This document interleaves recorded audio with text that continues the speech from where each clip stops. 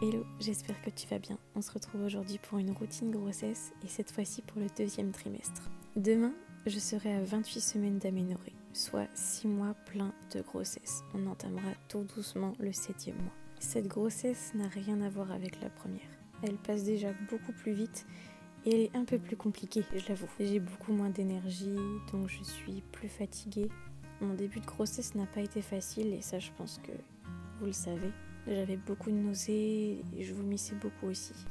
Mais là, heureusement que ça va mieux. Ce deuxième trimestre est plutôt pas mal. Par contre, oui, je suis beaucoup plus essoufflée et je galère un peu à m'occuper de Safia. On va dire que c'est un peu différent. Le matin, souvent, j'essaie de me lever un petit peu avant elle pour prendre soin de moi, de mon corps, de ce corps qui porte la vie une deuxième fois. J'ai toujours du mal à imaginer que le corps peut créer un petit être comme ça. C'est incroyable. Bref, je vais pas dire tous les matins parce que ce serait vous mentir, mais j'essaye au maximum d'appliquer mon huile. En fait, c'est un soin qui va non pas éviter ou faire disparaître les vergetures, mais plutôt les prévenir. Nous sommes tout au courant que si les vergetures doivent apparaître, elles apparaîtront. J'ai eu beaucoup de chance pour ma première grossesse de ne pas trop craquer, en tout cas au niveau du ventre, rien du tout. Alors j'espère que ce sera pareil pour la seconde. Mais n'oubliez pas non plus que les vergetures sont de jolies marques que vos bébés vous ont laissées. Et aujourd'hui, je suis toute seule. Oui, Nayan n'est pas là, il est parti très tôt ce matin, donc on se retrouve entre filles avec Safia. Et pour l'instant, je vais m'occuper plutôt des animaux. J'avoue, ça n'a rien à voir avec la grossesse, mais ça fait partie de mon quotidien. Je mets Sushi dehors, j'ouvre tous les volets. Et avant de me préparer un petit déjeuner, je vais m'attacher les cheveux et je vais en profiter pour vous faire un tuto chignon. Toujours rien à voir avec la grossesse, mais ça peut vous servir. Alors, tu mets ta tête en bas, tu fais comme si tu voulais faire une queue de cheval, tu vas attraper tes cheveux avec ton élastique et tu vas faire un espèce de tournicotis, tu repasses ton élastique par-dessus et voilà. En fait, ça donne une crotte sur la tête qu'après tu gères en fait. En vrai, c'est pas compliqué, je te jure, c'est vraiment simple. Faut juste avoir le coup de main.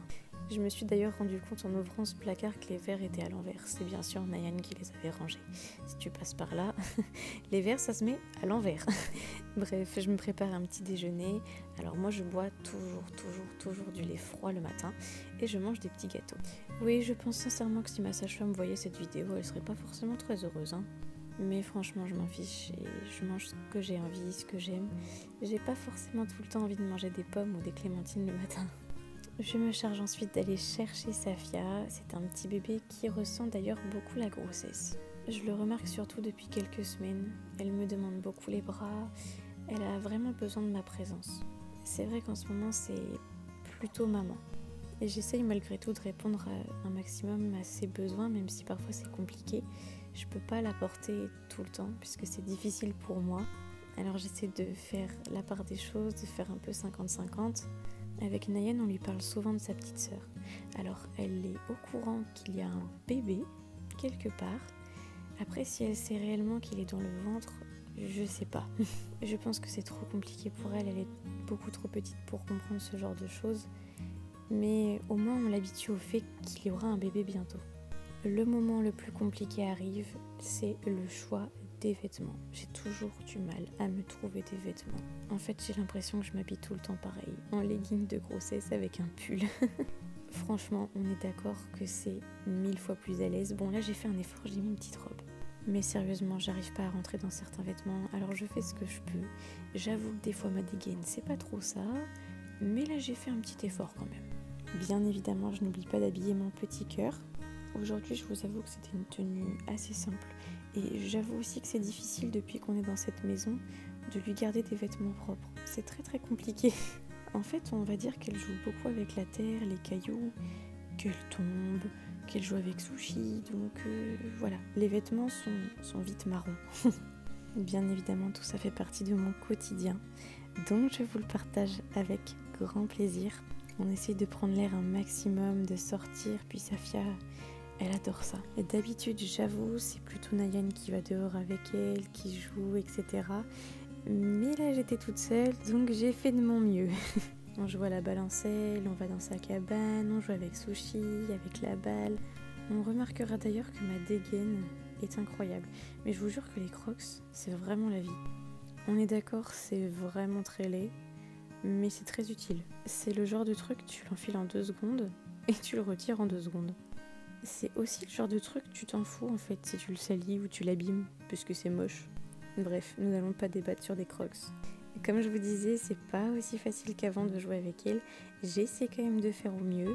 Je fais un petit peu de balancelle, je joue au ballon. Je pense que tout ça sera encore plus compliqué au 3e trimestre. Mais tant que je le peux encore, alors je le fais.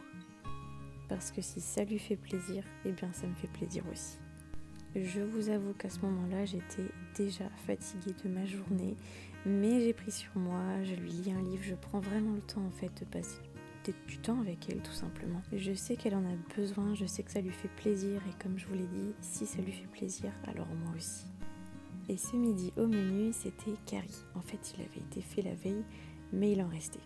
C'est le genre de plat qu'on fait en grosse quantité, donc il en reste forcément pour le lendemain. Moi, ça m'évite de cuisiner un truc, on mange quelque chose de bon et on se prend pas la tête. Mais je vous avoue, comme ça, on dirait de la bouillie, ça donne pas envie, mais en vrai, c'est super bon. C'est bon pour la santé, bon pour le corps, bon au goût. En fait, c'est bon en tout. Je sais d'avance que vous allez me demander la recette du curry, puisque vous me la demandez très souvent sur Instagram. Je l'avais d'ailleurs partagée une fois en story, j'aurais peut-être dû la mettre en story permanente, ça aurait été plus simple. Mais en gros, les ingrédients que vous aurez besoin seront des pommes de terre, des tomates, du riz, de la viande, pas mal d'épices, et en fait vous faites mijoter le tout. Bon, globalement c'est ça, bien évidemment il y a des étapes à respecter, mais vous trouverez normalement facilement la recette sur internet. Ça fait environ une semaine que j'ai grave la dalle, mais quand je vous dis grave la dalle, c'est grave la dalle. En fait là je rentre dans une période où bébé va grandir et grossir énormément, donc forcément j'ai besoin de plus manger. Je profite que Nayenne soit là pour lui demander de porter les choses lourdes que je n'ai pas pu faire ce matin. En soi j'aurais pu le faire mais vraiment j'évite. À n'importe quel stade de grossesse, il faut vraiment faire attention aux charges lourdes.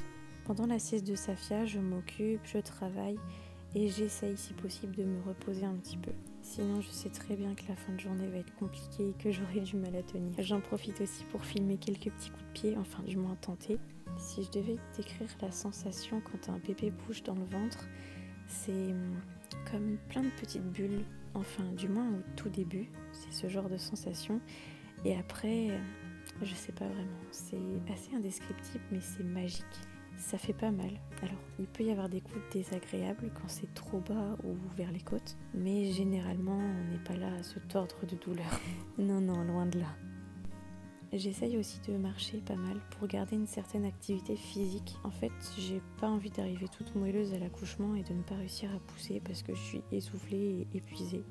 Donc je garde un certain rythme et en plus avec Safia, c'est plus facile de garder un rythme pour le coup. En tout cas, je force pas, je vais à mon rythme et j'écoute mon corps.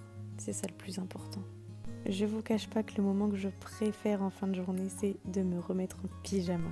Genre la sensation d'être libérée, d'être confortable. J'en profite également pour faire les machines, trier le linge parce que oui, effectivement, le linge sale, ça va très vite et j'imagine même pas comment ça va être avec un petit bébé en plus. D'ailleurs, pour celles et ceux qui m'ont demandé, sa chambre pour le moment ne ressemble à rien. En fait, c'est clairement un débarras. Voilà, pour l'instant, c'est pas trop la priorité puisqu'elle n'est pas encore là. On va s'occuper dans un premier temps de la chambre de Safia et on verra plus tard pour sa petite sœur. J'anticipe également les questions concernant les chambres de nos filles.